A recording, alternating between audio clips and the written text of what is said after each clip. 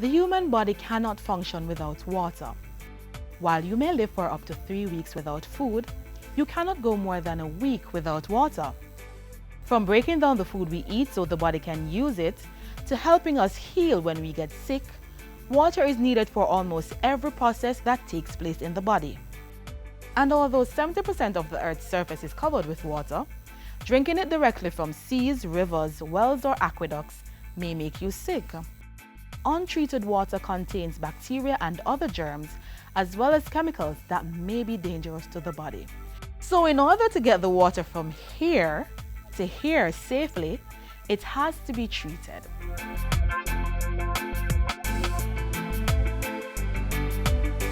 Water treatment processes differ depending on the source. If the water is coming from a river, for example here at the Negro River in St. Thomas, it usually goes through an extensive treatment process before reaching the pipe. Here is where we do the first type of treatment in the form of sedimentation and screening. Behind me you can see where we screen the bigger stuff like the sticks, the stones and debris. Then we come down to the sediment where we separate the sand from the stones. And then this water will leave from St. Thomas and pipe into Kingston via pipeline into the Mona Reservoir.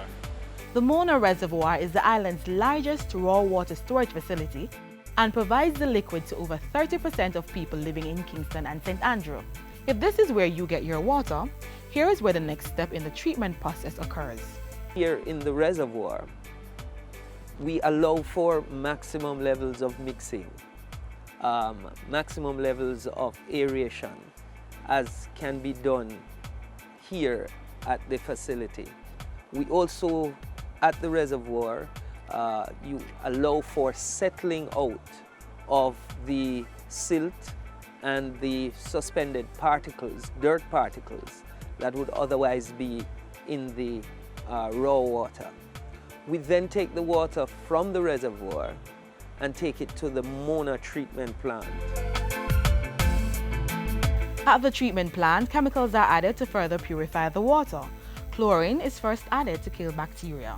You have stages that include flocculation, where we actually add chemicals to the water that allow those microscopic dirt particles that are still in the water to be brought together in what we call flocks, and then we are able to skim it off and remove it from the water.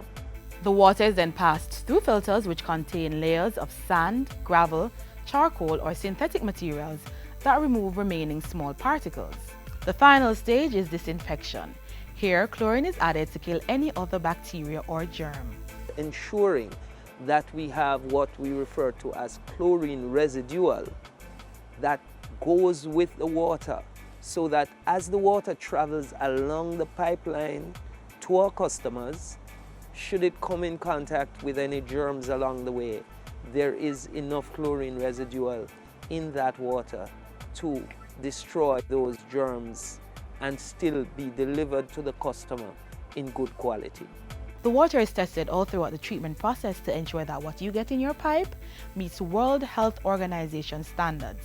For several years running, the National Water Commission has won the best tasting water in the Caribbean. We have also been acknowledged by the various arms of the United Nations at different points in time as having one of the best quality water in the hemisphere. That is definitely something we can drink to.